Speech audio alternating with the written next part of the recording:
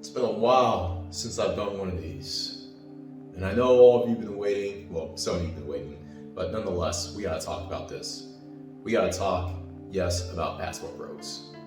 And to be honest, this is something that is beyond concern to me. I've always been concerned, honestly, about parts of the movement and particular representatives of the movement, but now at this point, I'm just gonna say passport bros are making it harder for brothers to travel overseas, specifically brothers who are unemployed.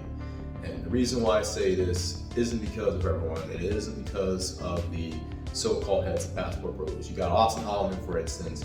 He, to his credit, has grown up. Well, he still has some growing to do, let's be honest. But he is now even seeing how brothers, particularly passport bro brothers who act like being part of the passport bros is being part of the go along, get along gang, or just some sort of gang in general because they can't drop their baby kid nonsense from the United States.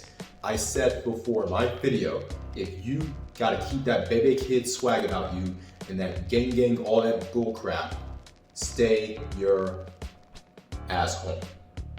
Stay your B ass home. Whatever B you want to put in there, stay home. That's the problem. And a lot of these Negroes, a lot of these babies kids act like as if we don't have other individuals from other groups who don't want black men in general to travel, because let's be honest, between my time, mainly my time in Asia, there were a lot of, not even the Asians who didn't want us there. A lot of the main people who didn't want us there were the gatekeeping, alt-right men, WMs, I'll just call them that. And we all know what WMs stand for here. But a lot of these individuals, and now the likes of Austin Holloman are recognizing this, that a lot of these passport bro, so-called passport bro individuals are running around here goofy, silly, and acting as if they're still trying to impress Keisha. Well, newsflash, you're not trying to impress Keisha. You don't need, I thought you left America so you wouldn't have to deal with Keisha. Isn't that what, well, not all of us, but isn't that what most of you claim you left America for? Even though 10 years ago you probably had enough swag to get a Keisha or a shark Keisha even.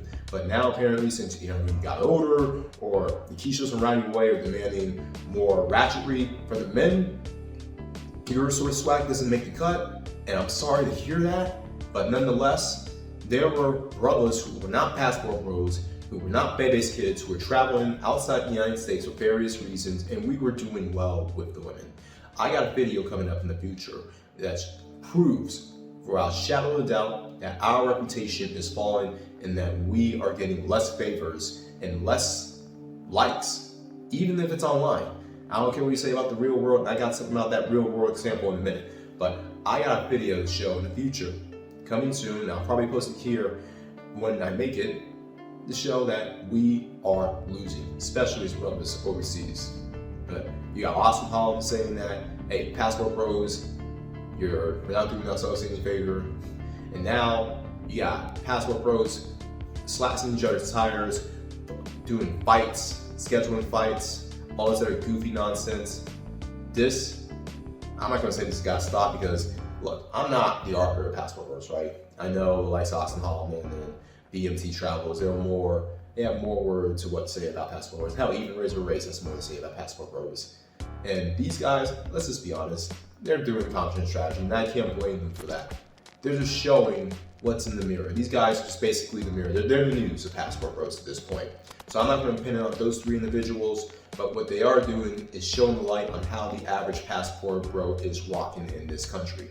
And it's not rocking at all. It's rapping, it's trapping, it's swagging, it's sagging your pants, acting like you're still trying to impress Keisha. Well, as I said before, you do not need to carry your baby kid ways and have swag and drop your pants, do all this nonsense in order to get the favor and curry of a female overseas. Especially in the places where some of you guys are going, like Thailand, for instance. I mean, you're going tens of thousands of miles, 10,000 miles exactly, to play in an area where it is known to be the WN's playground. It's known to be Brad's playground. It's his playground, especially in that part of the world. And I'm not saying it's impossible for any BMs to succeed, but you gotta move a certain way if you're gonna go to Asia. You can't just carry your baby kid's waist with you. If you're gonna do that, you might as well just go to freaking DR, go to Sosua, go to Medellin, or maybe Brazil. And I've heard some mixed things about Brazil as well. And I got some other guys talking to me about like how these other countries are starting to have their patience out for brothers and all this nonsense. Well, we see why. It's because of the nonsense. And a lot of people want to say, well, the other guys do it too. The other guys are taking girls in and they're having all these parties with girls and they're getting away with it. They're just getting slapped in the wrist and slapped in the butt and given the one-way ticket back. Do you want to do that? Is that what you want to do? And I defended the passport bros when others were saying that these guys want to, you just want to take advantage of underage women. No, passport bros are not guilty of that. But it seems like passport bros just want to be guilty of everything else. Tricking, simping, thugging, thug-maxing, and swagging. And I'm going to emphasize in the thug and swag crap, which passport bros is definitely guilty of because of one reason. And I got a question follow up alongside this. You passport bros cannot stop going to hip hop nightclubs.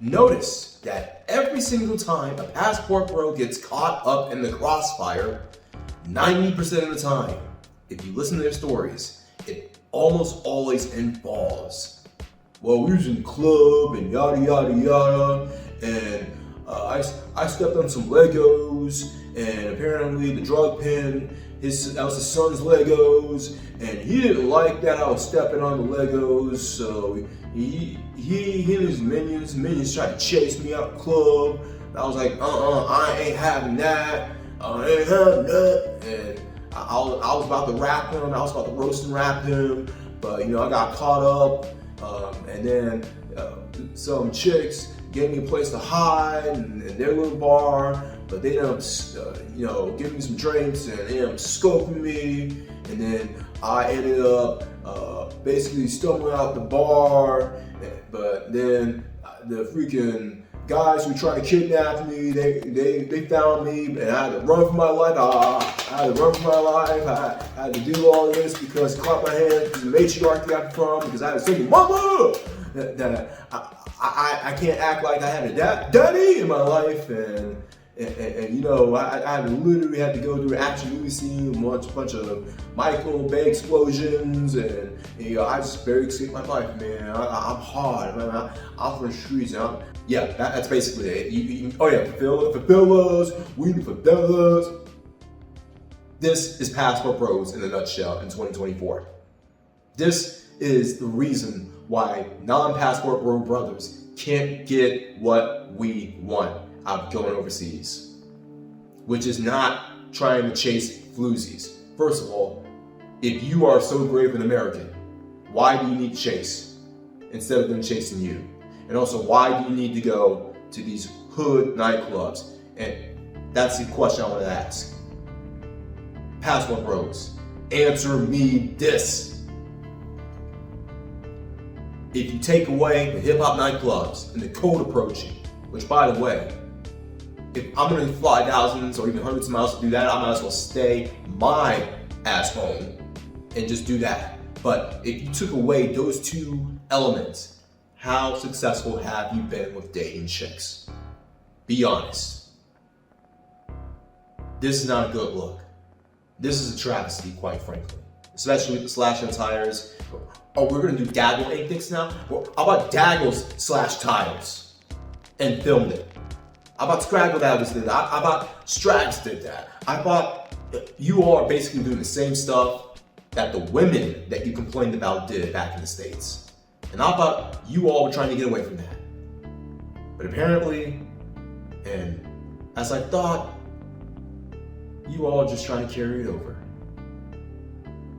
And don't get me started on the kind of chicks you all get. I've seen that as well. I've seen Pookie and them and Nook and Day begging bits, begging strips You know, like the dog treat begging strip, you all are pulling a begging strips game.